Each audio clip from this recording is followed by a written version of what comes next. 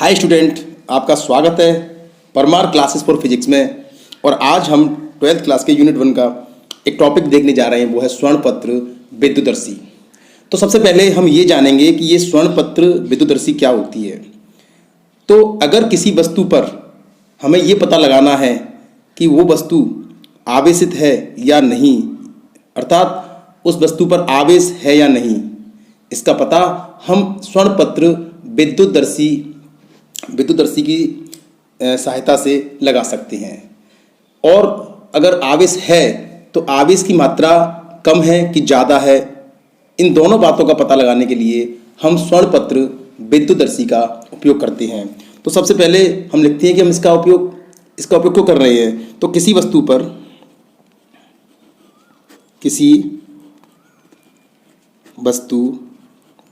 पर आवेश की उपस्थिति तथा उसकी मात्रा का पता लगाने के लिए हम स्वर्णपत्र विद्युतदर्शी का उपयोग करते हैं। ठीक है बच्चों। तो पहली बात, तो जब हम किसी टॉपिक को पढ़ते हैं तो उसके बारे में ये पता होना चाहिए कि ये क्या करता है। इस टॉपिक में हम जैसे कि कोई उपकरण है स्वर्णपत्र विद्युतदर्शी, तो इसके बारे में हमने ये जान लिया कि कोई भी वस्तु है, अगर कोई ये पूछे कि इस वस्तु पर आवेश है या नहीं, तो हम स्वर्णपत्र विद्युतदर्शी की मदद से इसका पता लगा सकते हैं। और दूसरी चीज़ ये है कि उस पर मात्रा आवेश की कम है कि ज़्यादा, इसको भी पता लगा सकते हैं। अब हम स्वर्णपत्र विद्युतदर्शी की बनावट के बारे में जानकारी देखेंगे। तो अब हम इसकी बनावट को देखेंगे। तो स्वर्णपत्र विद्युतदर्शी में इस तरीके से एक धातु की छड़ होती है, ठीक है बच्चों, जिसका एक सिरा इस तरीके से चपटा और दूसरा सिरा चकतीनुमा या गोल गुंडीनुमा इस तरीके से होता है। अब इस छड़ को हम एक कांच की बोतल में या जार में इस नली को, इस छड़ को फिट कर देंगे।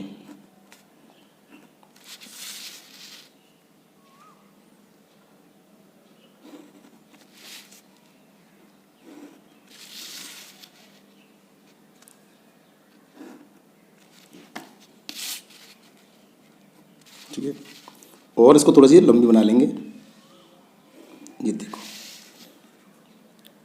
इसको एक कॉर्क, जो लकड़ी का ढक्कन होता है, उसकी सहायता से उसमें छिद्र करके इस कांच की नली में इसको फंसा देंगे। तो ये एक सीधा सा उपकरण होता है स्वर्णपत्र विद्युतदर्शी का। अब क्या करते हैं, एक सोने की पतली पन्नी लेकर उसे बीच में से मोड़कर और उसके अंदर इस चपटे वाले भाग पर इस स्वर्णपत्र के दोनों अर्धभागों को जोड़ देते हैं। तो ये होता है बच्चों स्वर्णपत्र विद्युतदर्शी। अब देखो क्रियाविधि क्या है इसकी। अगर हमें किसी आवेशित वस्तु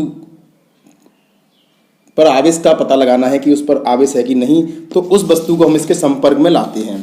तो मान लीजिए कोई छड़ है और इस पर आवेश है, और जब हम इस आवेशित छड़ को, मान लीजिए इस पर ऋण आवेश है, इलेक्ट्रॉन बहुत ज़्यादा हैं, तो जैसे ही हम एक ऋणावेशित छड़ को इस धातु की चपटे सिरे से संपर्क कराते हैं, तो ये सब इलेक्ट्रॉन इस धातु की छड़ से सिरे से प्रवेश करते हुए इसके निचले भाग में चले जाते हैं, क्योंकि धातु विद्युत की चालक होती है।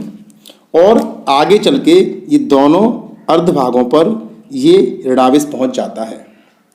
जैसे ही ये ऋणावेश दोनों अर्धभागों में पहुंच जाता है, ऋण ऋण में प्रतिकर्षण होता है। ये अर्धभाग पर उपस्थित ऋणावेश इस अर्धभाग पर उपस्थित ऋणावेश को बाहर की ओर प्रतिकर्षित करेंगे, बल लगाएंगे, और इस अर्धभाग के ऋणावेश इस अर्धभाग के ऋणावेश को बाहर की ओर बल लगाएंगे। और ये जो स्वर्णपत्र होगा वो क्या होगा, फैल जाएगा, क्योंकि बहुत हल्का होता है, थोड़े से बल से ही ये फैल जाता है और इस तरीके से ये स्वर्ण पत्र फैल जाता है। स्वर्ण पत्र का फैलना हमें ये बताता है कि इस छड़ पर आवेश है। ठीक है बच्चों, ये इस तरीके से कार्य करता है। तो अगर किसी आवेशित छड़ को लाकर अगर हम इसके घुंडी नुमा सिरे पर इसको टच कराते हैं, स्पर्श कराते हैं, तो नीचे जो स्वर्ण पत्र हैं वो फैल जाते हैं और हम कह सकते हैं कि इस छड़ पर आवेश है। अगर इस छड़ को इस सिरे पर टच कराने पर ये स्वर्ण पत्र नहीं फैलते, अगर ये फैलते नहीं, तो हम बोल देते कि इस छड़ पर आवेश नहीं है। तो इस तरीके से बच्चों हमें पता लगता है कि किसी वस्तु पर आवेश है या नहीं। किसी आवेशित वस्तु को अगर हम स्वर्ण पत्र के सिरे पर स्पर्श कराएंगे तो वो स्वर्ण पत्र फैल जाएंगे, और अगर नहीं फैलते हैं तो उस पर कोई भी आवेश नहीं है। इसके बाद इसकी बात होती है मात्रा की। इसके बाद हम मात्रा की बात करेंगे। ठीक है बच्चों, अगर मान लीजिए हमने यहाँ पर कम मात्रा, इस छड़ पर आवेश की मात्रा कम है और उसको इस छड़ पर स्पर्श कराया, तो ये कम आवेश नीचे के भाग में जाएंगे, और अगर कम आवेश जाएंगे तो मान लीजिए इस साइड 2 ऋण आवेश है और इस साइड भी 2 ऋण आवेश हैं, तो ये भाग कम आवेश है, तो ये कम आवेश है तो इस साइड इधर से कम फोर्स लगाएगा, और ये कम आवेश है तो इधर ही फोर्स लगाएगा। क्योंकि आगे चल के हम पढ़ेंगे जो फोर्स होता है वो आवेश के परिमाण के समानुपाती होता है। तो ये क्या होंगे, थोड़े से फैल जाएंगे। तो इनका जो कम फैलना होगा वो हमें बताएगा कि इन पर कम आवेश है। और अगर ज़्यादा मात्रा में आवेश होगा, अगर इस छड़ पर आवेश की मात्रा ज़्यादा है तो नीचे ज़्यादा इलेक्ट्रॉन जाएंगे और इन भागों पर ज़्यादा इलेक्ट्रॉन हो जाएंगे। तो पहले इस भाग पर, पहले अर्धभाग के द्वारा दूसरे अर्धभाग पर 2 इलेक्ट्रॉन ही बल लगा रहे थे, लेकिन अब 4 इलेक्ट्रॉन बल लगाएंगे, और अब ये स्वर्ण पत्र पहले की तुलना में ज़्यादा मात्रा में फैल जाएगा। तो स्वर्ण पत्र का कम फैलना हमें ये बताता है कि हमारी छड़ पर आवेश की मात्रा कम है, और स्वर्ण पत्र का ज़्यादा फैलना हमें ये बताता है कि इस पर आवेश की मात्रा ज़्यादा है। तो बच्चों, इस प्रकार हम स्वर्ण पत्र विद्युत स्थिति द्वारा किसी भी वस्तु पर आवेश की उपस्थिति का पता लगा सकते हैं। Thank you student.